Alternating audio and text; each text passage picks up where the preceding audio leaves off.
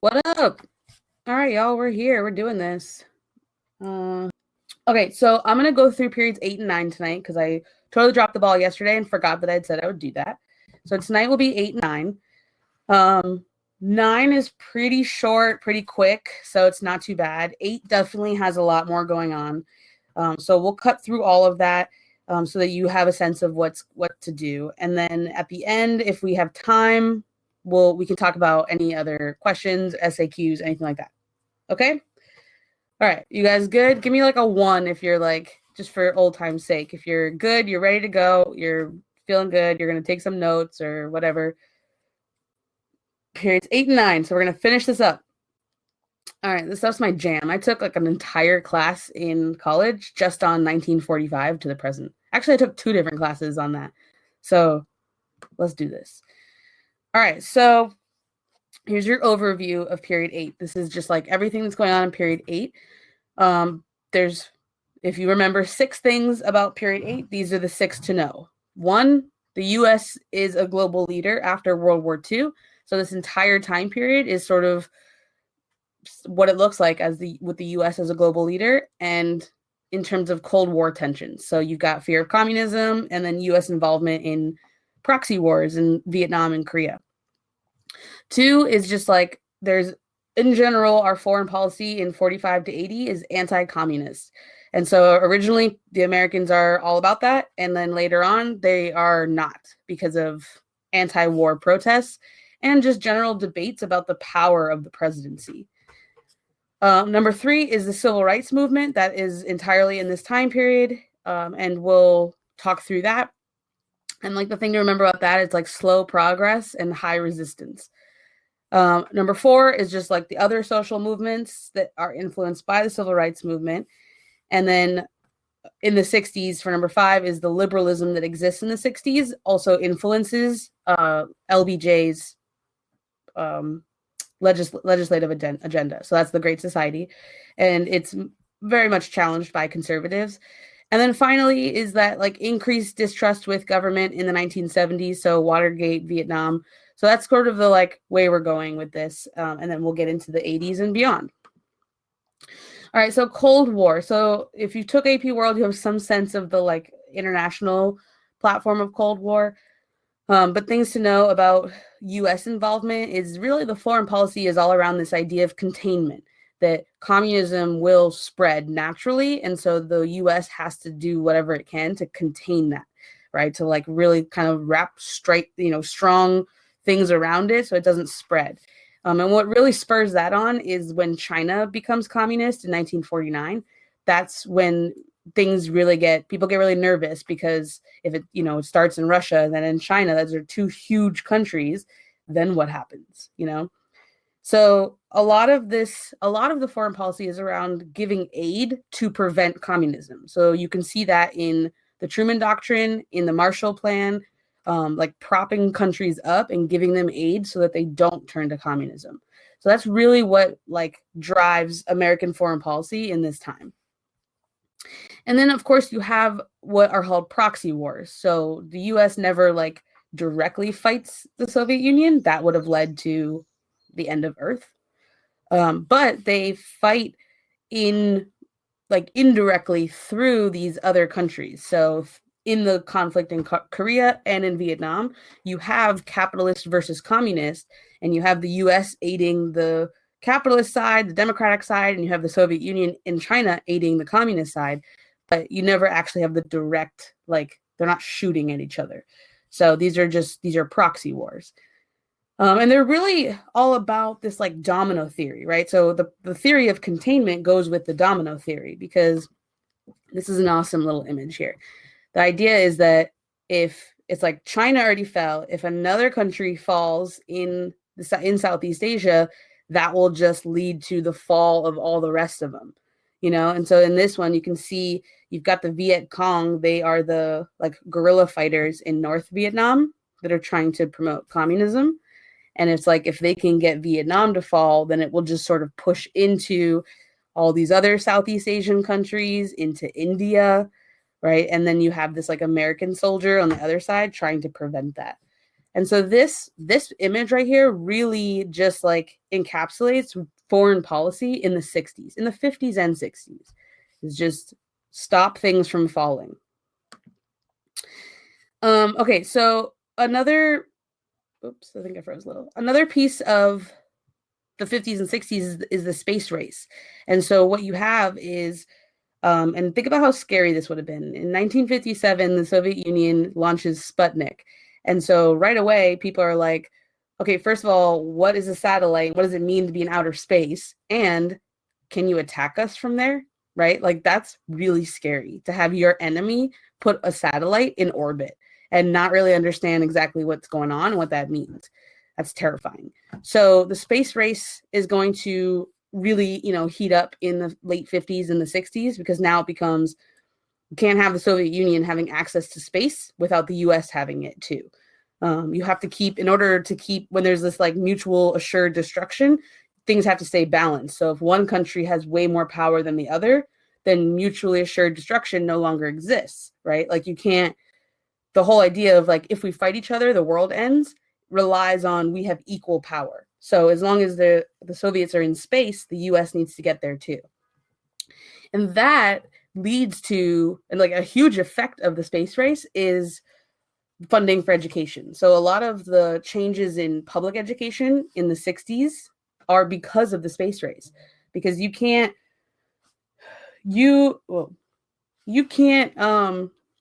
fight, technology advances unless you have the educated populace to do that.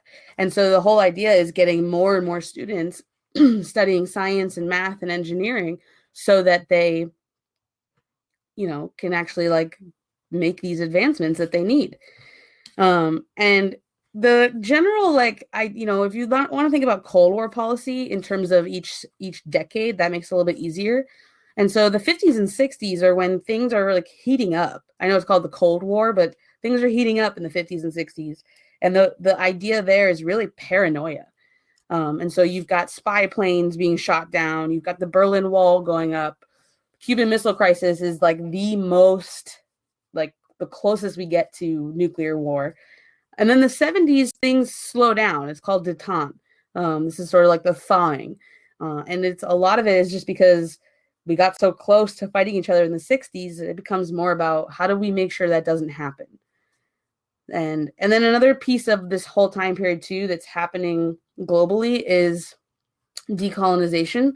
And so with decolonization, you have the efforts to just keep countries democratic. So the US would get involved in that just to make sure that instead of, it's kind of similar to like when you add new states in the 19th century, the whole argument over like slave versus free states.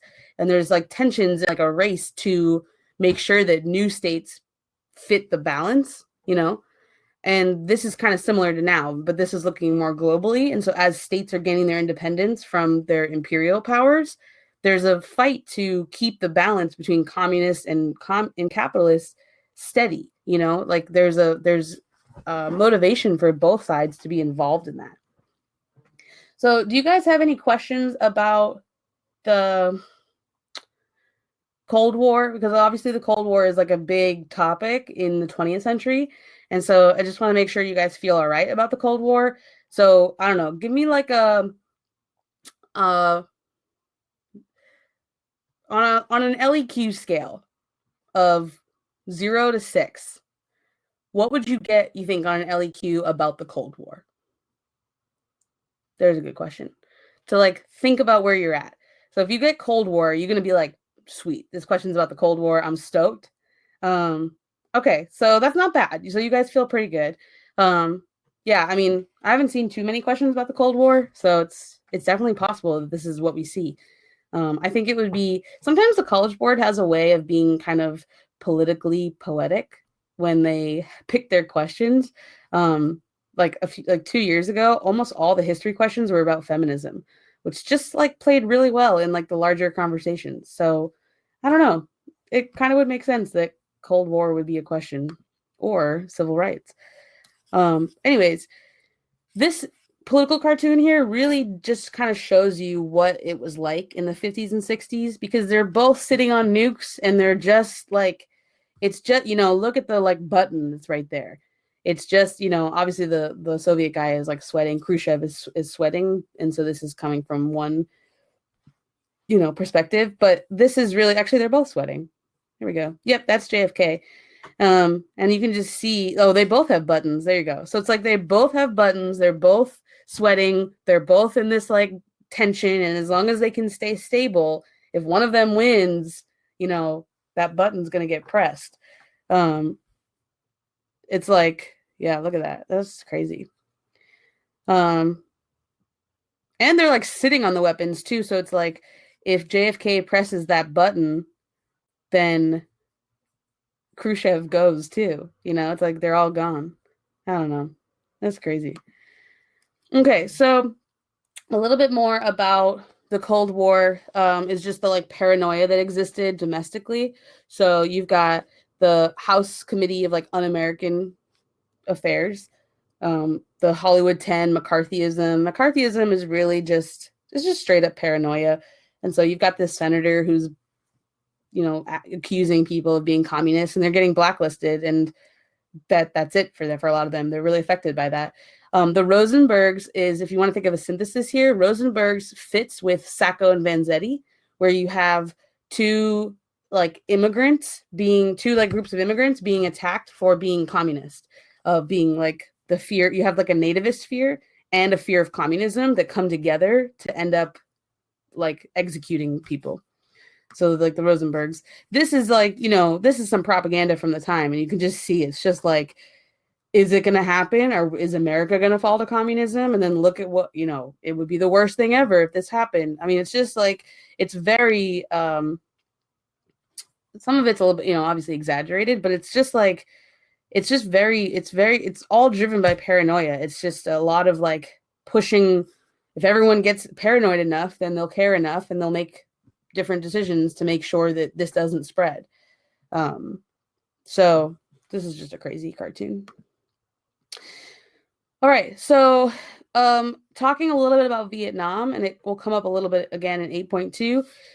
Really just the anti-war movement really picks up in the 60s and like the later 60s. So the first few years, JFK gets the US involved in Vietnam, and then you have the Gulf of Tonkin resolution in 64.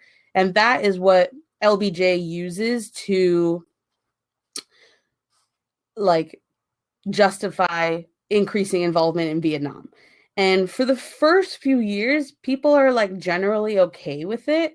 And then it becomes about like after 3, 4, 5 years, like by 68, 69, 70, people are just really frustrated because there's no clear goal. There's no clear way out. There isn't really a sense of like, is America going to win? People are just not having a lot of trust in it anymore.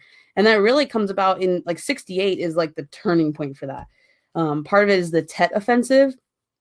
And so it's like the Tet Offensive like should have been successful, and it wasn't. It took a long time. And so it questions people's like, what is it called? It questions whether or not you can trust the government, because like people they have a lot of faith in like American military, and then they see them not winning right away. And so then it becomes like, what are they lying? Are we actually not about to win? And My Lai is a just complete destruction of a neighborhood, of a community in Vietnam by the American military. And it's just like, it's gross. It's bad. My Lai is kind of similar to almost like the like in China, what the Japanese do in Nanjing. And so it's just like an example of just complete violence for no reason. And so you have this increase of student protests. The SDS, that's the Students for Democratic Society, is part of that. And Kent State is another example of an event where students are protesting and shots are fired. So here's an example of just like student protests in the 60s. And there's just so many people. And I mean, I've been feeling like this all year. I feel like in history, we're going to draw a lot of comparisons from 1968 and 2018. Like, I really feel like these 2 years are very similar in American history. And in a lot of ways, we're all living in a time where we're seeing, discontent with American policy, both domestically and foreign, and just general, like, people want to get involved, activism, And so I think a lot of things that you see today are just very similar. Look at all these people with signs and stuff. I think we have more posters today because of social media, though. We all love it, right? You want to be retweeted and liked and stuff, and so it's like, bring a poster, get viral. Whereas then you're like less likely to go viral.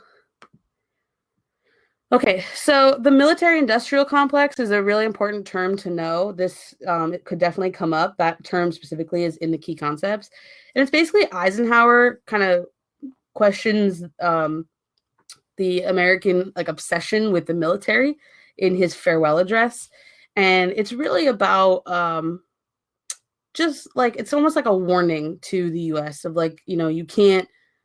you can't just be focused on the military. There are a lot of consequences that come with that. And the War Powers Act is an example of a future consequence. It's like the US gets involved in Vietnam, but for what and for what reason? And so the War Powers Act limits the powers that the president has to actually get the US involved in war. And so that's just all wrapped up in the same idea of just military powered America has just become such a big part of our lives and our budget, so much of, and this is the cartoon I chose for this. So much of our budget is defense, is the military, so much of it. And, you can just see this thing eating the money, and all these the elephants and donkeys, the Republicans, Democrats are worried to cut the military because they're afraid about, collective security, but it's become this just massive industry, bigger than ever before.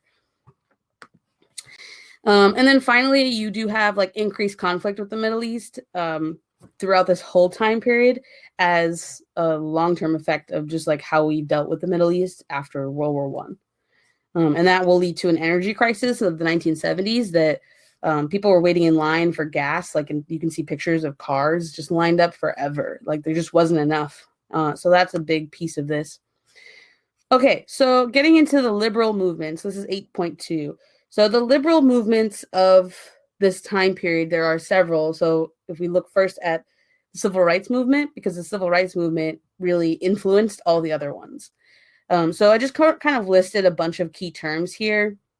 The civil rights movement in the 50s begins as a little bit more local. So you have local leaders like MLK, like Rosa Parks, any of these same people, but they're kind of focused more on their smaller communities, and it's very much tied to the NAACP and using the same ideas as Gandhi in terms of this nonviolent protest. And then into the after Brown versus Board in the 50s, there's also an increased use of using the courts to change laws. So Thurgood Marshall is your guy for that, because he argued Brown versus Board, and then he was on the Supreme Court later on. John Lewis is another person. John Lewis is still in Congress. He's giving actually, I went to Boston University, and I just found out that John Lewis is giving the graduation speech this year at BU, which is I'm just so jealous. So John Lewis is very much, alive and well, and still a part of what's going on today, just like he was then. He did. Oh, you're so lucky.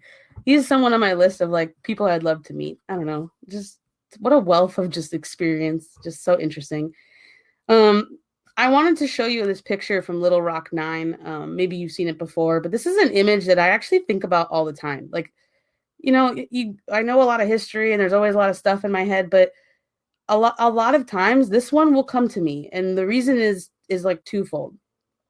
One, I just constantly think about history is always happening, and I think about the protests that we go to now, or wherever you are, and there is a right and wrong side, and there is, right? And I think everyone always thinks they're on the right side, but when you get further enough away from it, there's a right and a wrong side. And so this picture, you have this woman behind this white woman that's yelling.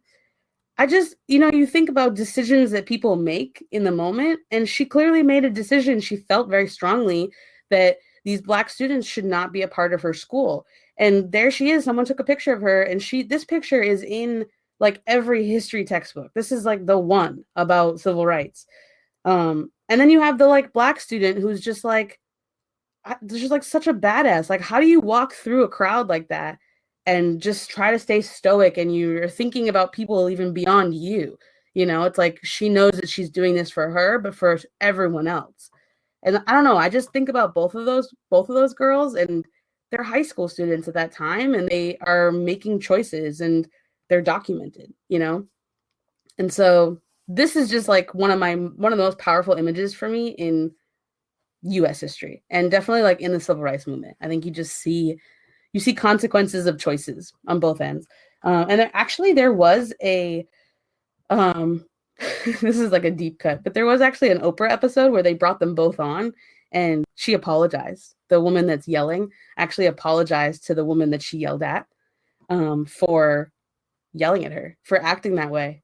She's felt really bad about it, and she's just forever documented as that. So I don't know, I'll continue. But so like I said, there's just like an increased use of the courts and legislation. So in 1948, you have an early version of that. That's an executive order. That's Truman desegregating the troops. And then in the 60s, you have the 24th Amendment, which lowered the voting age to 18. That's in response to like the draft issues. And then Brown versus Board, that desegregates schools through the courts. And that's that's the tactic, right? Go through the courts. And that's still that's still very much the tactic, because you can protest and yell and scream as much as you want. But a lot of times it's not until the law is changed or the law is upheld that there is actual progress.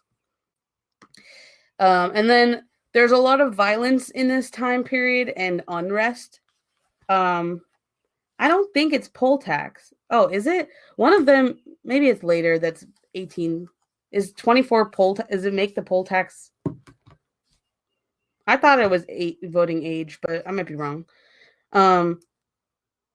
So not to like group these things together totally, but in Selma you have, I don't know if you've seen the recent movie, which is actually really good.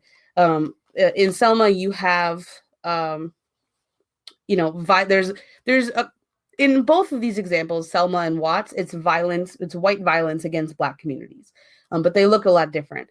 And whereas like Selma was like was a kind of a protest that was organized that was then attacked, Watts kind of comes out of a changing demographics of Los Angeles that leads to, actually Watts is about police brutality, where people, a Black man is like arrested, and I don't think he's killed, maybe he's killed, but people get very upset, and it's just like increased tensions, and it finally like explodes. And so, and throughout this time you have other riots like that too, in Detroit, in where else do you have them? 68, there's a bunch of them. And so they call them race riots, but it's really not a race riot. And then you also have other tactics. So while some groups are behind the nonviolent movement and are continuing that, but remember, it's like slow progress, high resistance. There are plenty of people who are like, this is not working. This is not enough. The movement is not quick enough. Plus, the violence is going to continue, and it's going to get worse. So excuse me, the best thing to do is to arm ourselves. So that's sort of like part of the Black Panther manifesto, is like, this is not, we have to take up arms because we have to protect ourselves, but also we're just not making enough progress fast enough. And so Malcolm X is more about by any means necessary. And so if we have to be violent to make things equal, we will. Whereas MLK is much more, it's not worth it. Don't be violent, stay nonviolent. It will work. You just have to stay with it. You have to keep going. And so, you have the Black Panther Party comes out of Oakland. It's kind of interesting. It's like there's a story of the Black Panthers walking into court in California, and they like I forget where I heard this. I think it was like in a podcast. But it was something along the lines of like they kind of like walked into this area with guns that were allowed, and then all of the sudden, because they had guns, there was this rule applied that they no longer could have guns in that building. And they're just kind of constantly approving this point of just like it's okay when white people do it, it's not okay when black people do it. That's kind of the buttons that they're trying to push and trying to prove. And I don't know, it's just like the more radical version of it. A lot of the Black Panther leaders are assassinated, though, or killed. And so it really kind of fizzles out after that. Okay, so all of the civil rights movement really bleeds into all the other movements because you have, plenty of marginalized groups in America and plenty of like crossover with that. You have intersectionalism. It's not just like Black people, women, LGBT groups. It's a lot of people who, flow between those groups. And so some of the like feminist key terms to know would be like Betty Friedan or Gloria Steinem. Those are two of the like major leaders of the feminist movement. The equal pay movement, this is all the second wave of feminism. So you've got the like National Organization of Women.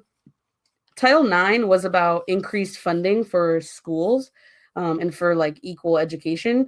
A lot of like the sports, women's sports have changed so much in the last several decades because of Title IX. So it leads to this, like, there has to be the same amount of resources for extracurriculars for boys and girls. So if you're going to fund a football team at this rate, you have to fund other sports at this rate. It's also like if there is no girls version of it, like, for soccer, your school probably has girls and boys soccer. But for football, there's probably just boys football. But if a girl wants to play football, she's allowed to. She can play on the boys team if there's no girls team.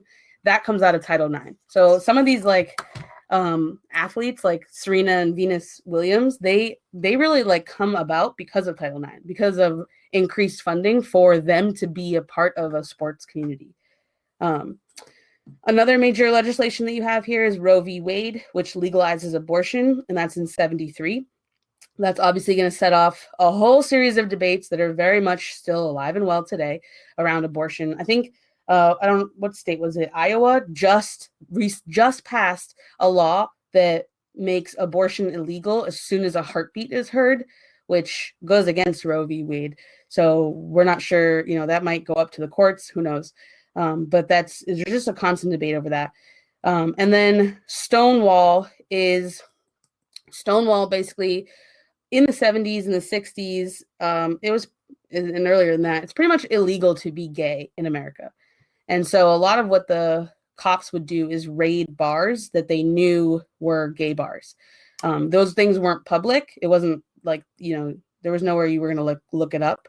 But it was kind of known. There's like underground places. So Stonewall in New York City was one of those places, and the cops would raid them. And this one time it was just like, we're done. We're not doing that anymore. And they fought back. And so it was Marsha P. Johnson is the person that did that. She's a Black trans woman, and she like threw a stone kind of thing, and it's kind of ignites the entire gay liberation movement. And so it, and you can see like cross references here, like look at what they're doing. These are gay men protesting for gay rights, and they are holding up a fist, like that's coming out of the Black Panthers movement. That's coming out of civil rights. And so you can see how they're really influenced by those movements.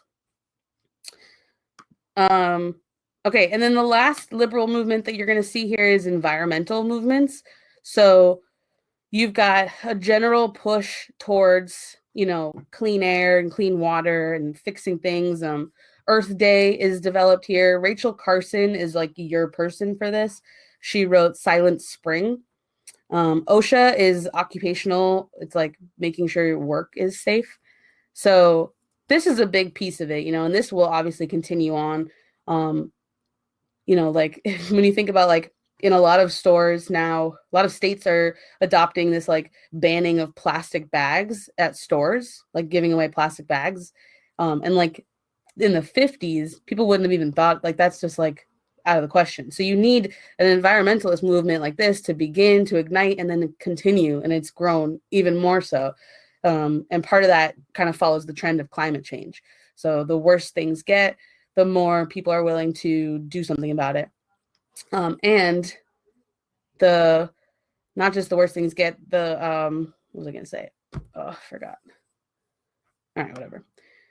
Okay, so basically the 1960s is really just defined by this idea of liberalism. Okay, so what you have, this whole group of students, these group of protesters, they're part of this movement that's called the New Left. It's influenced by the New Deal, but it's further left. It's more about, it's like furthering things, because you have these students, and I'll show you in a second why you have so many students in this time period, but you have students who are still marginalized and who are still frustrated by the lack of rights that exist. And, you know, it's like, yeah, sure, the New Deal was good, but we have to continue that. We got to keep going. We have to be more assertive. We have to be more progressive. And so the free speech movement is at like Berkeley in California. And that is all about like the powers that colleges have over students. And it's all about, you know, free speech. Woodstock existing in this time, you know, just like a freedom of how people feel. And all of that's going to bleed into LBJ's platform. So this is the Great Society. It's also going to bleed into the Supreme Court. So you're going to see examples of liberalism in the executive and judicial branch. And so the Great Society includes things like Medicaid, Medicare, Head Start, big changes to education, to healthcare, that are still around. And some of the two, like these are two of the court cases. I know last night we looked at a lot of them, and you guys were like, oh, do I need to know all those? So these are two that you probably should know. Miranda versus Arizona. This is the one that gives you like those Miranda rights, right? Like when you watch like a cop show and it's like you have the right to remain silent. Anything you say can and will, whatever. It's like we all know how it's like we've all memorized the Miranda rights because of Law and Order. But that is where that Miranda versus Arizona is what gives what makes it so that cops have to do that. Griswold versus Connecticut is about birth control. It makes birth control legal, especially for like married women, which is a problem. Whatever. So okay, so moving forward, so I'm just gonna put a bunch more up. Through all of this, you have two forms of backlash. One would be conservative, where the conservatives are saying this is too much. This is too much change. It's not good for our society. And this is like Nixon, the silent majority, Barry Goldwater. These are the it's like the new right. It's the opposite, right? It's like, this is not good. This is not the way that we should be putting our resources. And then you also have a liberal backlash that's like, this is not enough. You know, thanks for Medicaid and Medicare, but where is our national health care? Why is that only, you know, that's not enough. That's just not enough to support everyone. In the 70s, there are several different scandals that really people really start to question government in the 70s more than they ever had.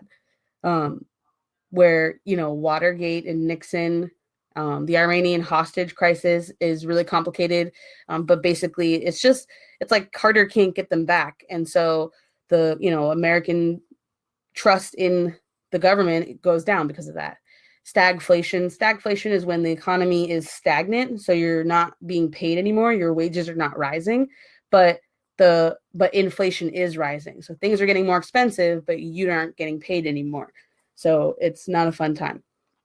Do you guys understand Watergate? I don't know how detailed you'll have to be, but just generally, Nixon is essentially like, it's obstruction of justice that brings him down, and he would have been impeached but resigns right before.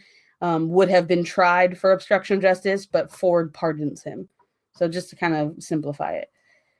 And then you're generally going to see just like conservative versus liberal starting in the 60s and just increasing.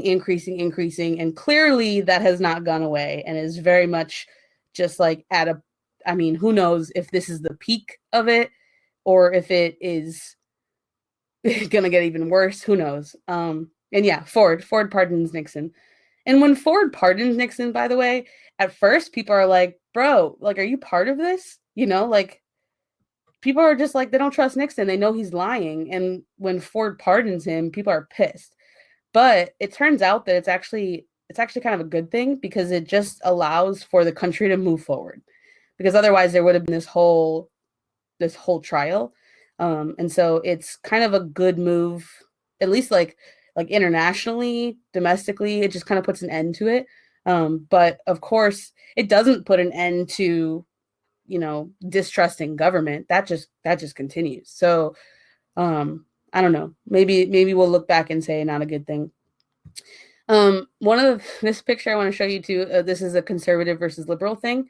So there's this movement to pass an equal rights amendment, and it gets really close. I think it's only 3 states short of becoming an amendment.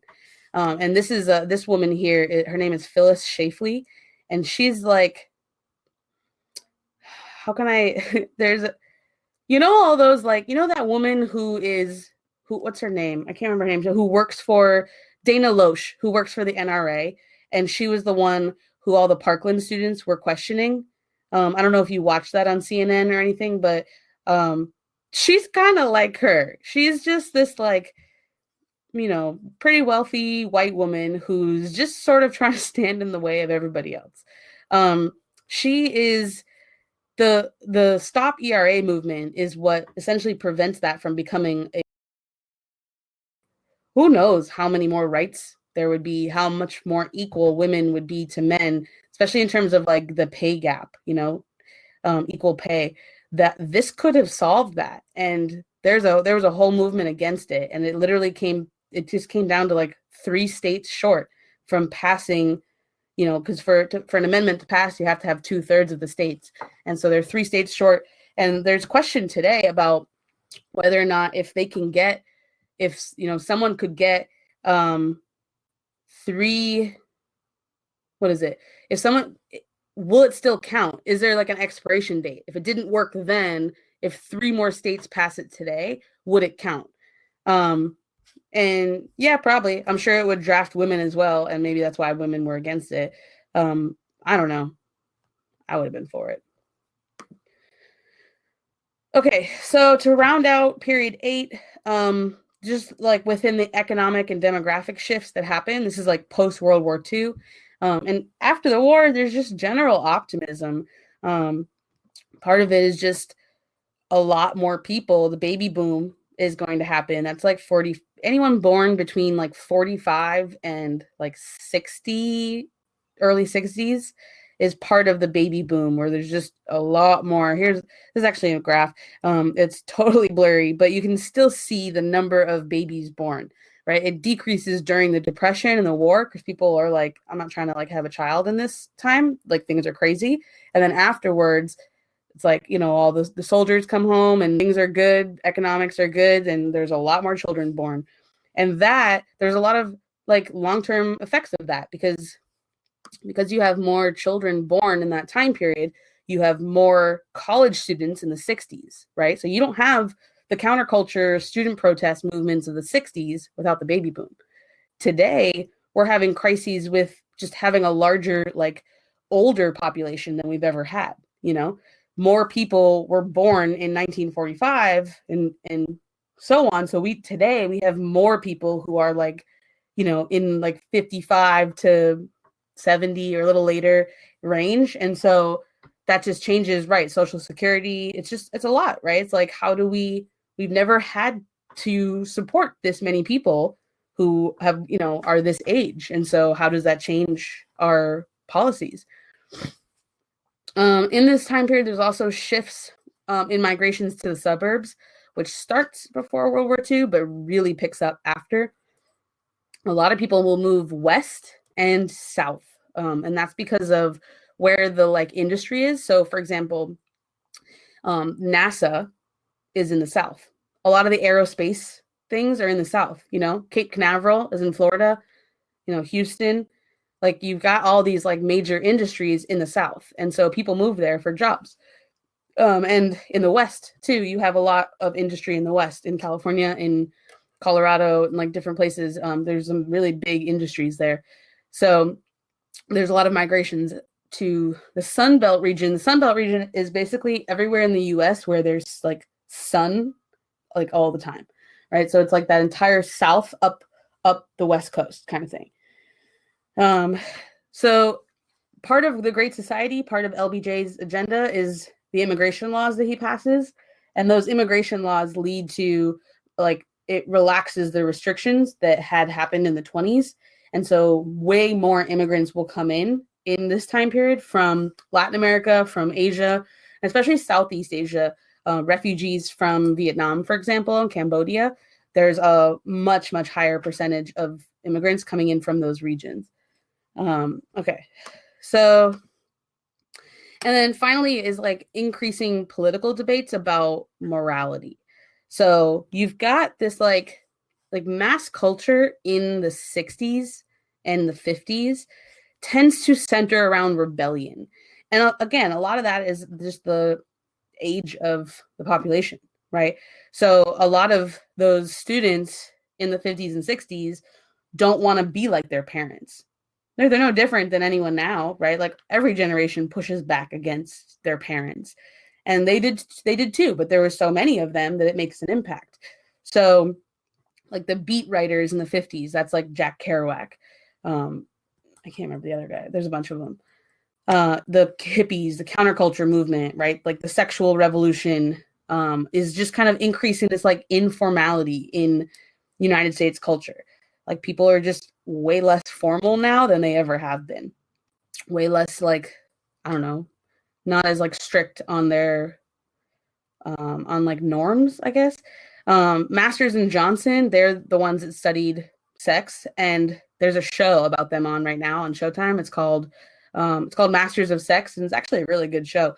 So if you're interested in the sexual revolution in terms of like what that looked like on the science side of things and how difficult it was for those two scientists to even study it, there's a lot of barriers for them. People didn't think that was appropriate to study. And then as they do, it like just opens up conversations about what they can do. And all of that leads to a growth of evangelism. It's like backlash, where you have a focus on the family, these like televangelists, the moral majority. I don't think I have.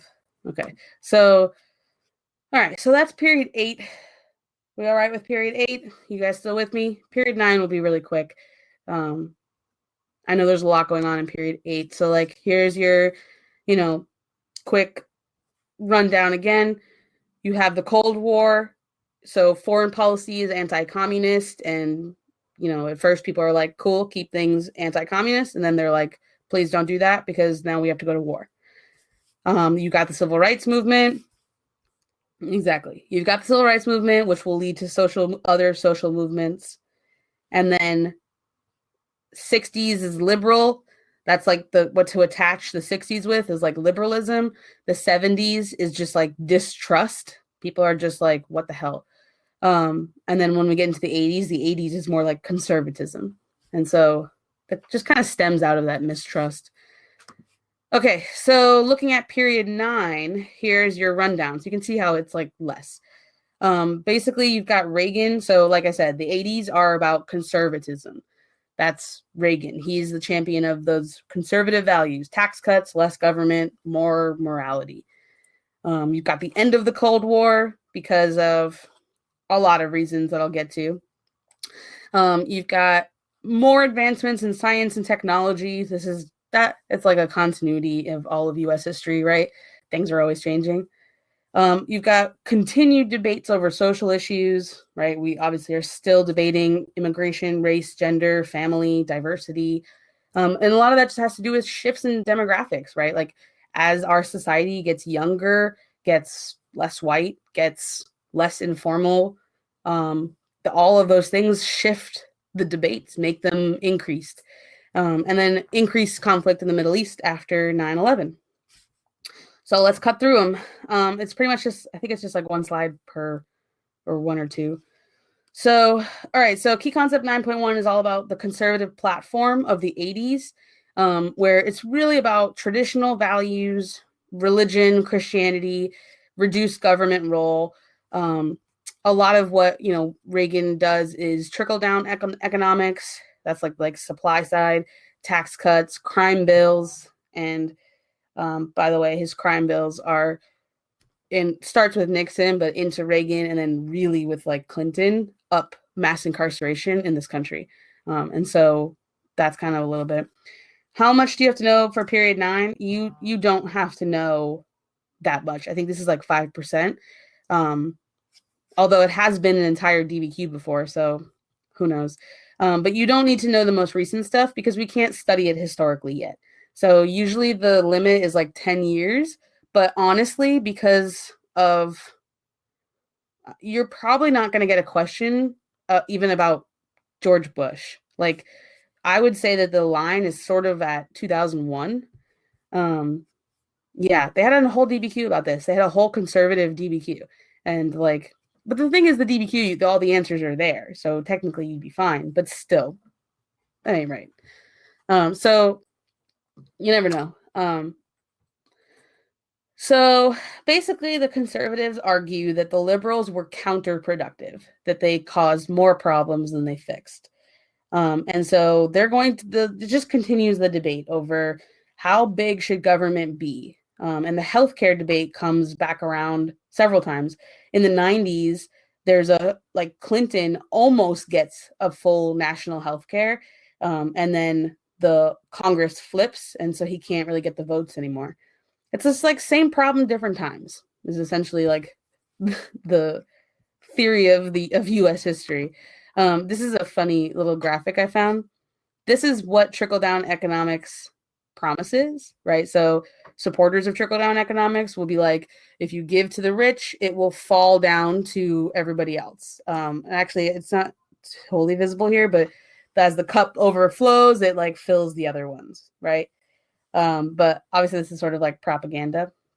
But what trickle-down economics actually looks like is it doesn't really overflow that much, and it doesn't fall down. It's like the top cup just keeps getting bigger.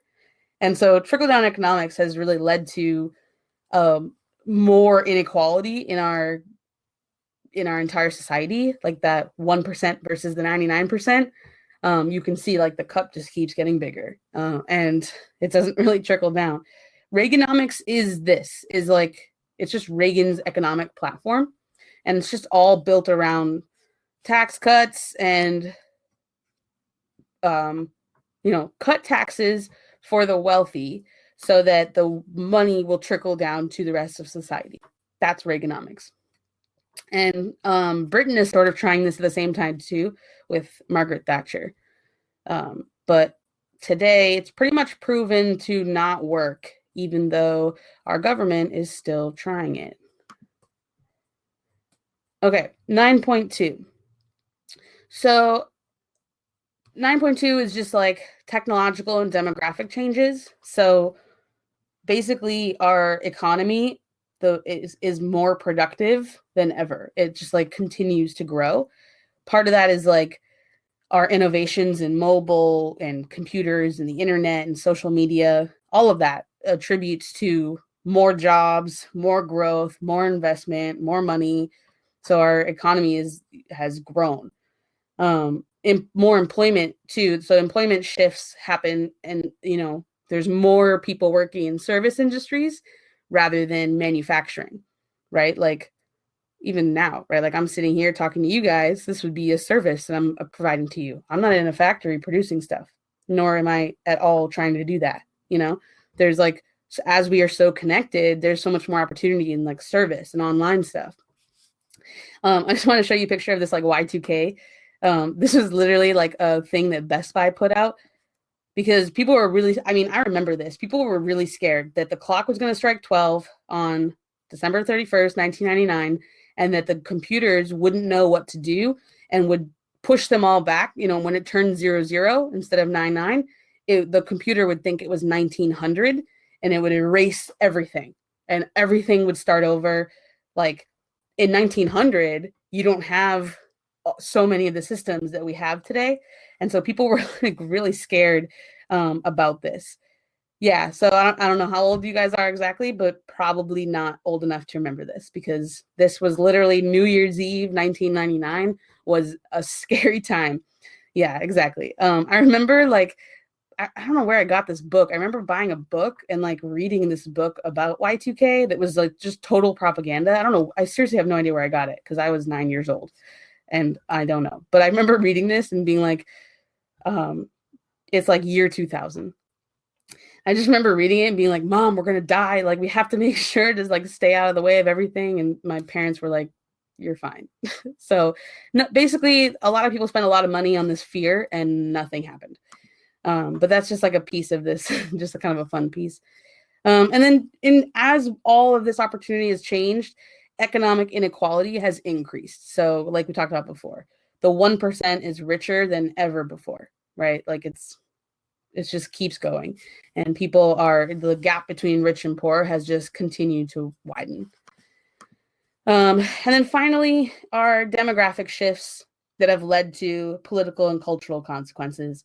And so the population continues to shift to the South and the West, and the influence that the South and the West have over US culture has grown. I mean, even when you just look at the influence of Hollywood, like that has just increased over time. There is continued immigration from Latin America and Asia. Those are like the two big places where most of our immigrants come from, and Africa as well. So we don't really have a lot of immigrants coming from Europe anymore. A little bit from Eastern Europe, but mostly Latin America and Asia. Mexico would be our number one. That's just a trend in migration where people always go to the closest country. That's like true anywhere, right? Like if you have to leave your country, you don't want to go far away unless you know someone or you have opportunity. It's a lot easier to just go next door. So because Mexico is next to the US, that's how that works.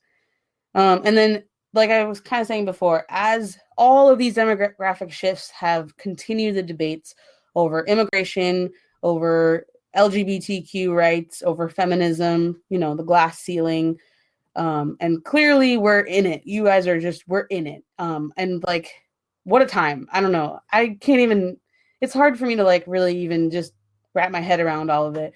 Like people didn't protest when I was in high school. Even just like, I graduated high school in 2008. And even then, like there weren't protests like there are today. Like you guys probably have so much more, I don't know, walkouts and things like that. Like those things just didn't happen even 10 years ago. And so it's just a different time. That's why I said this is very much like 1968, just in my opinion. So, all right. So that's pretty much it. 9.3. 9.3 is all just about the end of, because the Cold War ended. So the Cold War ends in 1989, 1991. And it really ends because of a lot of things. The US starts spending more in their military, which really scares the Soviet Union. And the Soviet Union can't keep up because of debts they have with their war in Afghanistan. And then there's also a more assertive diplomacy. Reagan is like, we're going to fix this. Let's figure this out. And Gorbachev, who comes to power in 85, 86, is willing to talk. And so that diplomacy leads to reforms in the Soviet Union. People are protesting in Eastern Europe, and eventually the Berlin Wall falls and Cold War ends. And then it becomes like a change, right? Because you have, for 45 years, you have American foreign policy is all about containment and Cold War. And so now that that's over, it's like, now what? And so it becomes much more about peacekeeping and interventionist. And so you have the US intervening in the Gulf War. That's like, Saddam Hussein, and intervening in Yugoslavia. That was with the ethnic cleansing in Bosnia. Here's Reagan, even just like him going to Berlin and saying, tear down this wall. Like presidents hadn't been so assertive. That's like a direct call to action. Like Kennedy went to Berlin, but he was more about saying, like, we are all together in this. You know, Kennedy is a lot more passive with how he's saying this ain't right, whereas Reagan is going to be much more assertive in saying, tear it down, you know, what are you doing? And that is part of it. That's part of the story of how it works. And then the post 9/11 world, and this is like, I mean, if you get a question about this, I would be shocked. This last piece. It's just like U.S. military intervention after 9/11 has just really increased. You know, the U.S. has gotten involved in Iraq and Afghanistan, the whole like fear of weapons of mass destruction. The war on terrorism has also restricted liberties. So like the Patriot Act and Homeland Security, it's basically like you can be listened to by the government.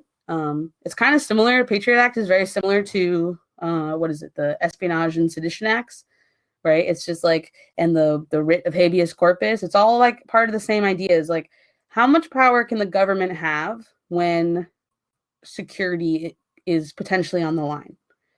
And all of those things fall into the same category, right? It's like, you know, the government's going to say a lot, your security is on the line. And humans, you know, the citizens are going to say, like, well, where do we draw the line, though? Like, how much power do you get?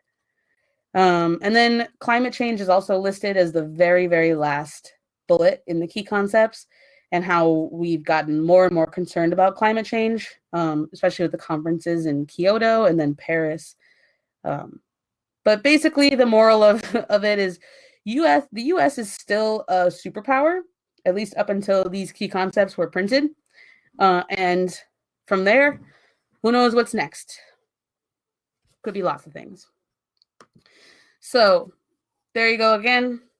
Reagan conservatism, end of the Cold War, more science and technology, more debates over social issues, conflict in the Middle East.